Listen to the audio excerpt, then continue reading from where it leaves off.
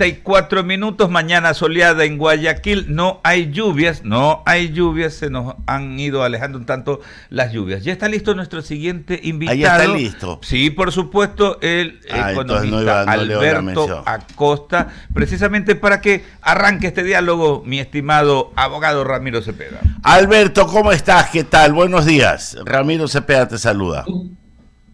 Muy buenos días, Ramiro. Un gusto estar con ustedes. Sacha se ha vuelto de la joya de la corona a la niña fea de la corona. ¿Qué pasa? Parece que el plazo fatal que ha puesto el presidente constitucional de la República para el día martes, todo avisora, según lo que se lee, que no se va a cumplir. ¿Tú cómo lo ves? Bueno, esperemos el resultado. Sería lamentable que continúe estos activos tan grandes que siguen en manos de un monopolio estatal que es Petroecuador, que lamentablemente no tiene los recursos para invertir, no tiene la tecnología, ni tiene la transparencia. No podemos olvidar que desde 2019 el acuerdo del Fondo Monetario pide que se audite los balances de Petroecuador. Desde 2019 no lo pudo hacer el gobierno de Lenin, no lo pudo hacer el gobierno de Lasso, y hasta ahora tampoco lo ha podido hacer el gobierno de Daniel Noboa. Vemos cómo es una empresa que no rinde cuentas a nadie y que quiere seguir concentrando todos los activos, el grueso de los activos petroleros del país. Ese es el peor de los mundos. La producción petrolera está en caída libre. En la última década la producción de petróleo ha caído en 100.000 barriles por día. Si seguimos este ritmo, dejaremos de ser un país petrolero, no porque se acabó el petróleo, sino porque ya no supimos extraerlo. Entonces necesitamos cambios y la solución es vía capital privado, que vengan inversiones extranjeras para poder realizar esas inversiones que Petroecuador no las puede hacer porque no tiene recursos, no tiene tecnología ni tiene transparencia. Ya se ha intentado en otras ocasiones hacer concesiones, pero lamentablemente vemos que siempre hay tantos intereses de por medio, intereses de los estatistas que quieren mantener el control, intereses de empresas privadas que quisieran ser ellas y no la otra escogida, o intereses de los políticos que siempre buscan pescar a río revuelto, que terminan bloqueando la inversión petrolera mientras el país necesita de esas rentas con urgencia para poder hacer obras públicas, para poder invertir, y lamentablemente el Estado se ve cada vez privado de los recursos petroleros. Termina siendo, como tú lo dices, cuando la opción que se barajaba parecía ser un camino adecuado, rápido, expedito y conveniente. Lo que tú dices, el poder de la sinrazón y lo que tú has denominado mafias, terminan teniendo un poder de ejecución y de destrucción más fuerte que el de la misma razón. Definitivamente, esto de aquí es como el Petroecuador es como el perro del hortelano, no come ni deja comer, no permite que haya inversión. El país necesita más rentas petroleras. No podemos estar contentos diciendo esta es la joya de la corona, pero está subutilizada, no está produciendo lo que debería, porque necesita inversión adicional, necesita tecnología adicional para producir más, para generar más rentas al país. Un tema central de esta concesión es el compromiso de elevar la producción de 77.000 barriles por día a 100.000 barriles por día. Eso se logra con inversión. Otro tema clave de esta concesión es que el Estado recibe el 82% de la renta petrolera. Hay que partir de un tema. La misma ley y la legislación vigente establece que el Estado no puede participar con menos de la mitad de las rentas petroleras, de las rentas de extracción de recursos naturales, petróleo y minería. No puede participar con menos de la mitad. Bueno, en este caso el Estado va a participar con el 82% de la renta que genera este campo. Entonces es una operación beneficiosa porque el Estado no tiene que poner recursos, se puede elevar la producción, va a participar de una manera grande en esta renta y de una renta de un pastel más grande, porque el objetivo es elevar la producción. Y eso es lo que necesitamos en el país, seguir con este modelo de concesión de manera agresiva, seguir concesionando los campos. ¿Qué pasa con Amistad? ¿Por qué esa concesión no avanza? Es urgente concesionar el campo Amistad. Petroecuador ha sido incapaz de manejar ese campo. La producción de gas natural cayó en 60% en manos de Petroecuador. ¿Hasta cuándo lo aceptaremos? Y nos dicen, es que se tiene que estar en el monopolio estatal. No, eso es lo que se tiene que combatir. Necesitamos que la producción de gas natural, de petróleo, suba significativamente porque el país está desesperado por esos recursos. Veamos el caso de Colombia, un país con la cuarta parte de reservas petroleras que el Ecuador y que produce el 63% más petróleo. Es decir, tiene menos reservas que Ecuador y produce muchísimo más petróleo que Ecuador. Ecuador tiene un potencial petrolero enorme. El petróleo es el futuro del Ecuador, pero para eso hay que seguir invirtiendo en ampliar las reservas. Las reservas no se ha invertido en el país más de 20 años en ampliar reservas petroleras. Entonces tenemos que, realmente necesitamos un cambio en la política y desde el lado de la opinión ciudadana entender la importancia de no solamente apoyar cuando se quiere cerrar bloques petroleros como el ITT, que fue un disparo en el pie, que implica 1.300 millones de dólares menos para el fisco, porque esos mismos ciudadanos que dicen, sí, cierran el ITT, están pidiendo obra pública y dicen, ¿dónde está la obra pública? Bueno, pues para que haya obra pública tiene que haber ingresos. Entonces, para eso hay que concesionar nuevos campos petroleros, el resto de campos petroleros hay que seguirlos concesionando, el campo gasífero de Amistad, para poder elevar la producción de manera urgente. Ahora, no de aquí en 20 o 30 años, ahora, los recursos donde estamos ahora. Alberto, le paso a su tocayo Alberto Quintana, que continúa con la entrevista. Gracias, qué gusto siempre poder conversar con usted. Oiga, más temprano revisábamos ampliamente, ¿no?, las condiciones en las que en su momento se adjudicó los campos, tanto el caso de Shushufindi como Auca, ¿no? Y justamente esto me lleva a pedirle una reflexión de parte suya, o más bien una precisión. Es tan ineficiente el Estado, y ojo, no va a hablar del gobierno, sino del Estado ecuatoriano, o son más hábiles los grupos mafiosos que justamente operan alrededor de Petroecuador, que siempre ganan en la narrativa. Y me refiero al hecho de coger y a través de estos subterfugios poder justamente satanizar el tema de la intervención del capital privado, sea nacional o extranjero, en este tipo de operaciones. Y digo esto, ¿no?, porque uno va revisando la historia, y es historia reciente, y se encuentra con que siempre ha habido gente interesada, o en que se hagan las cosas de una manera chueca, o que precisamente se mantenga este control de Petroecuador, de las empresas estatales, en detrimento de los verdaderos intereses de la colectividad. Yo creo que ahí ha topado un tema de fondo y coincido 100%. El tema de fondo aquí es esa satanización a la participación del capital privado. Hacer creer que si entra un privado va a lucrar de esos recursos y se va a llevar nuestra riqueza.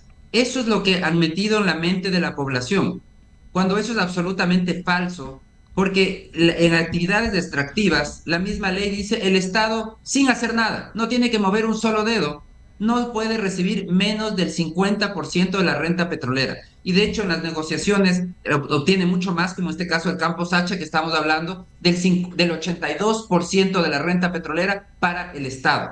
Entonces, es falso esa dicotomía que nos quieren hacer creer. O es estatal y funciona y es lo único que es viable, porque ahí no se roban, no se llevan nuestros recursos, o es privado y se llevan nuestra riqueza y no nos queda nada y no nos beneficia. Eso es falso. Con esa dicotomía de los estatistas han engañado a la población, y el resultado es el que tenemos en el país: insuficiente inversión, la producción petrolera en caída libre, un país riquísimo. El Ecuador es un país riquísimo en recursos naturales, en petróleo, en minería, y sin embargo no lo sabe explotar, no lo sabe aprovechar, porque con esta visión estatista solo el Estado puede usar esos recursos, si no, todo lo demás es perjudicial para el país. Entonces el resultado es insuficiente inversión. Es una población que clama por obra pública, que clama por inversión del Estado, y que no se puede hacer porque simplemente tenemos esa visión estatista de decir solo el Estado lo puede hacer. Y la realidad es que el Estado tiene una billetera muy pequeña, no tiene la tecnología y finalmente tampoco tiene la transparencia, porque no hay cómo negar esos grupos que manejan los sectores estratégicos desde el Estado, que no rinden cuentas a nadie. No les importa, manejan la empresa más grande del país, y es algo inaudito que los ciudadanos acepten algo de este tipo, la empresa más grande del país, no tiene ni siquiera balances auditados, cuando esa empresa debería cotizar en la bolsa, tener todas las obligaciones de transparencia, hacer lo que hicieron otros países de la región, que entendieron que sus empresas petroleras tenían que transformarse en multinacionales. El Ecuador debería hacer lo mismo. Petroecuador Correcto. debería ser una multinacional de petróleo. ¿Y cómo lograrlo? Con transparencia, abriendo el capital en la bolsa, vendiendo parte de ese capital para tener accionistas privados. El Estado mantendría la mayoría de participación El accionaria, control, pero claro. tiene que haber participación privada como mecanismo de darle transparencia a esa empresa. Ahora, y justamente no cometamos el mismo error que comete el Estado, y sí expliquémosle a la gente, porque la gente a veces como que entiende, incluso uno ve legisladores de nuestro país, ¿no? Los asambleístas que cuando hacen una explicación, o sea, un poquito más como que multiplican el costo del WTI diario, ¿no? Promediemos $60, $70 versus lo que puede producir Sacha, ¿no? Entonces como que hacen la multiplicación. Cuando hablamos de renta, y hay mucha gente que por supuesto no tiene pues el expertise que usted tiene en el manejo de estos temas, sí sería importante que dejar bien sentado qué es renta, porque la gente hace esta multiplicación y cree que el costo del barril del petróleo versus lo que produce un campo es justamente lo que queda, sin restar los costos operativos. Entonces sí sería importante poder precisar eso, economista. Y eso es un tema fundamental porque lamentablemente muchas de estas distorsiones nacen del manejo que se hace de las empresas públicas. Por ejemplo, en electricidad se dice la tarifa, el precio que se cobra de la electricidad no incluye el costo financiero ni el costo de la inversión, porque eso lo asume el Estado. Entonces, cuando se habla de la renta petrolera, estamos hablando de la utilidad que queda después de descontar los costos, todos los costos operativos, costos de gastos, todas las costos financieros, amortizar la inversión que se realiza. Lo que queda después de eso es la renta. Y de esa renta es que el Estado va a participar del 82%. Lo importante es entender que no se puede comparar como antojadizamente se Ujú. hace y sobre todo muy interesadamente para engañar a la población, la opinión pública, se utiliza costos parciales y se dice, miren, el costo de Petroecuador es el más bajo del mundo, porque esa es la cifra que nos están dando. Nos dan Correcto. una cifra que es el costo más bajo del mundo. Deberíamos ser premiados porque hemos descubierto una manera de producir petróleo que es la menos costosa a nivel mundial. Es un absurdo. Lo que estaban haciendo es entregarnos información incompleta. Eso no es el costo real de producción. Necesitamos incluir todos los costos que incluyen costos y gastos de operación, costos financieros, la amortización de la inversión, etcétera. Todo eso forma parte de lo que cuesta extraer un barril de petróleo. Y Correcto. esa es la comparación correcta que se debe hacer. Claro, y yo por eso decía, y esa es una grave falencia del Estado, o sea, no explicar, a la gente hay que explicarle bien este tema, y lamentablemente fallamos en el tema de la información. No quiero dejarlo ir, economista, sin hacerle una consulta así muy puntual sobre otro tema.